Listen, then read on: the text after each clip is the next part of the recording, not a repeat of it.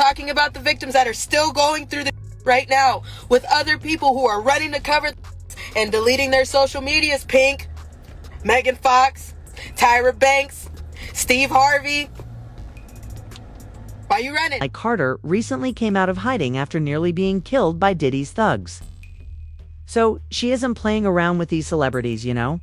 This time, she is revealing the list of famous people who contract sexually transmitted diseases while partaking in Diddy's freak-offs. These gatherings were apparently also known as Wild King Nights, where Diddy would display young children that he had brought into the nation for adults to touch. Ally witnessed this madness personally when she was only 15 years old and was abducted by Diddy. She even says that she was influenced by these superstars and actually saw them acting strangely with one another. They have been pursuing her since she began speaking, which has that is ready to free Diddy and be on the side of. They keep calling Sean Combs' children, his twin daughter and his other daughter, You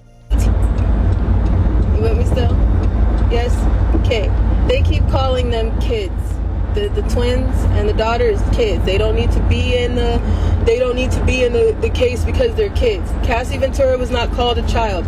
Everybody tore that woman apart because they saw a pregnant grown woman sitting on that trial telling her story that everybody covered up as she was 19 years old. People are addressing Sean Combs' kids as kids, but they won't address Cassie as a kid when this happened to her. Do you understand what I'm saying? I was 15 years old when I had dealings with Sean Combs. She was 19. You get me? Okay? We're not talking about the other children that were on this case. Now, as you guys are saying, I told you, the justice system is rigged. I don't know how many ways people need to say that, see it for themselves, research it, dig on it, and not understand that the justice system is rigged. And we've been saying that since the beginning. We went through court cases. We went through private investigators. This is how we have the insurance and the documents and the things and the receipts that we have, because we have been through this so many times before, where the victim is the one who gets the most hell and the walk. She was allegedly taken on the stand as a witness to those freak-offs during Diddy's trial, which coincided with the most recent attempt on her life. While she and her family were out of town, her home was broken into. Additionally, her get pressured, attacked, stalked, and hunted down for your own information. You get re-victimized again by people who wanted to argue a back and forth this week like that mattered.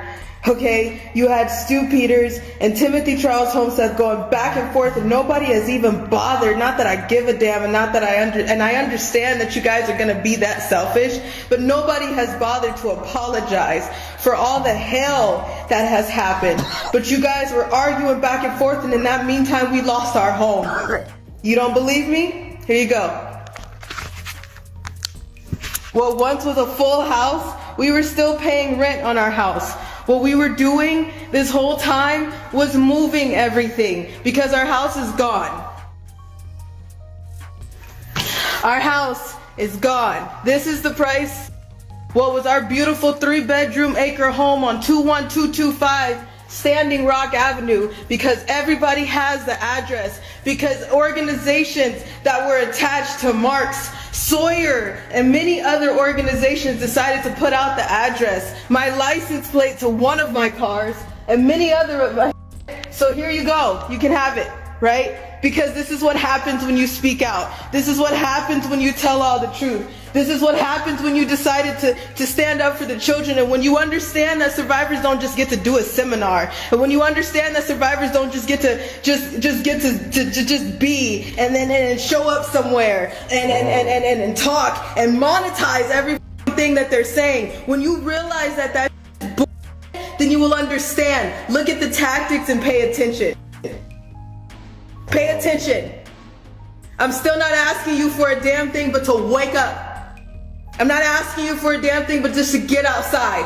I don't give a damn about money, numbers on my platforms. You can have all of it. You took everything. The only thing that I give a about right now is the fact that there is a baby in the way. There's babies in the way. There are people that I love that I can't get out of the way.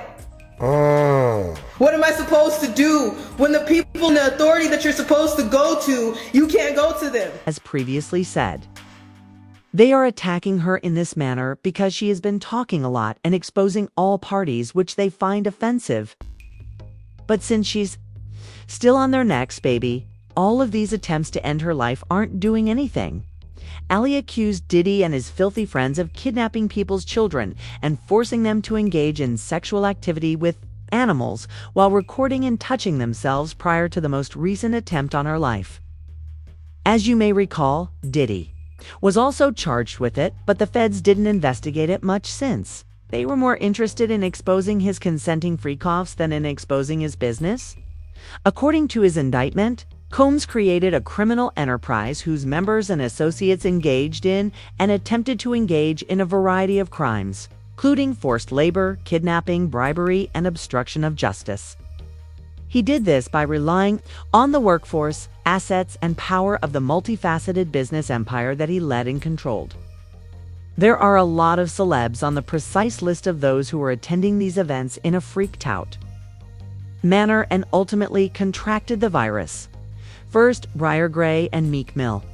When it came to this, Jaguar Wright was the first to speak out, and she didn't hold back.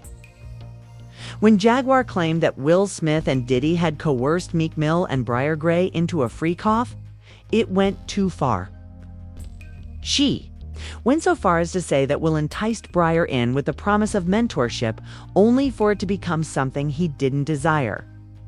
And according to Baby Jaguar, it got so terrible that during one of those freak-offs, Will and Jada allegedly toyed with Bryce and Meek's private parts, causing them to genuinely scream as they fled Will's house. However, Meek was apparently turned out more than once. Later, a recording of Meek and Diddy talking was leaked online, and it was, to put it mildly, extremely unsettling. Now pay attention, everyone. After those rumors of I started kicking it with Diddy, right? I ran around with Diddy for 2 years, damn near. And this Diddy, we never went to the studio one time, but he was like, yo, I f with your demo, you know, bad boy, but hey, Playboy, hey, here go a watch, Playboy, here go a chain, Playboy. I'm like, yo, we ever gonna rap? This nigga like, nah. I was doing it for 2 years. Yo, but the jet leave at 5. We going to Miami, Playboy. We going to, you know what I'm saying? We going to New York. We in ATL this weekend, Playboy, pop out. And I was going everywhere with Diddy. Before you got with Dre, wasn't Puffy interested in working with you also? Yeah, Puff. I was running around with Puff for a minute, but we was just partying, man. Puff liked to party. So that's basically all we did. I think the few times I was running around with D-Mac and Puff, we just did a bunch of partying. We might have went to the studio once or twice, but I didn't get to record nothing. I was just, you know. Okay, but I mean, Puffy was a huge deal back then. Still a huge deal. I mean, he's still a huge deal, but he's not doing music anymore, right, is what I'm saying. Back then, Bad Boy was on fire, and he's running around with you. And, you know, Puffy's a busy guy. I was running around with him. Yeah. You were running around with him. Right. Was he talking about signing you, or what exactly happened? Nah, Puff he wanted to sign me. He just, you know, he was moving around. Like, he had the restaurant Justin's in Atlanta, so we was in and out of that. A lot of parties in Atlanta with him and V and, you know, Big Wolf and, you know, Fab and Jeezy was just, you know, I mean, Fab was already on. Jeezy was coming, you know, coming of age. But we just partied, man. And then when I told Puff, Osiris became entangled in this mess as well. So it doesn't end there. Rumor circulated in 2021 that Diddy had flown him to Jamaica with the intention of advancing his career, with the description, listening to that Diddy, eating that good fruit in the beautiful weather. YK made it appear even more suspicious by reposting a picture of Diddy in the pool without a shirt, complete with prayer, hand emojis, and a picture of himself having a massage while completely nude. Even worse, others questioned why K was destitute at the time, pointing out that he had apparently sold his expensive car and been dropped from his label. People began to question how he could possibly afford such a trip unless Diddy was paying for it. His baby mom then exploded on Instagram, revealing everything. She left him because she saw him sleeping with another man. Don't question me about my baby daddy's fate. He was with a man when I caught him. All right, not to be overlooked is Usher, of course. Rumors have been circulating for years that Diddy gave him herpes when he was just 14 years old, staying for a purported mentorship program at Diddy's house. The situation became much more chaotic when an email reportedly tied to Kim Porter's book leaked online, alleging the book disclosed Diddy's gay relationships footage and even suggested he gave Usher an STD. The message continued. Some of the things in the book covered Diddy's gay relationships, footage of those encounters, the men he slept with, STDs, Diddy giving Usher an STD, and the explosive encounter between Diddy and Usher's mom. Then, in 2017, a lady filed a lawsuit against Usher, claiming that he had exposed her to herpes by failing to disclose his 2009 diagnosis. And you're already aware of what people have stated, that Diddy most likely gave it to Usher while he was being touched on.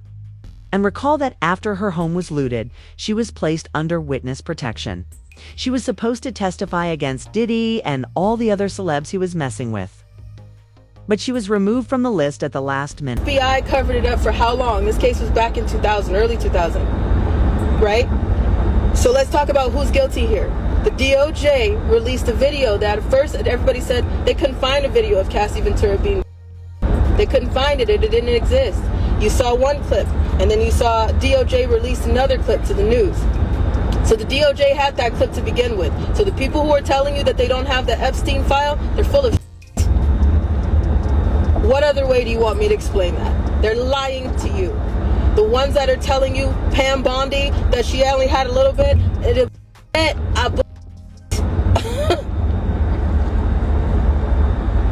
because they told you the same thing, and now you're seeing it with the Sean Combs case. They told you they just had a little bit of a video, and then it got released. That's on the DOJ. They lied to you. They told you that nothing happened, that this man, Sean Combs, was just this rap mogul that everybody loved. No, he couldn't have hurt nobody. He couldn't have did anything, and then all this stuff came out. Well, he did that, but yeah, he couldn't have did anything else, and then something else came out. Okay, well, maybe he did that too, but he couldn't have did anything else, and then something else comes out. How many people did you hear say, I left a party early? I knew about children being there. I knew about him the hell out of females. I knew about the parties going on with multiple people, so it wasn't just Sean Combs. I knew about all of that, but I left early. So guilty. How many people did you hear say about Cassie Ventura that I knew that she was being, I knew that she was wrong, I knew what he was doing, but I'm just now speaking about it? Guilty. Coward.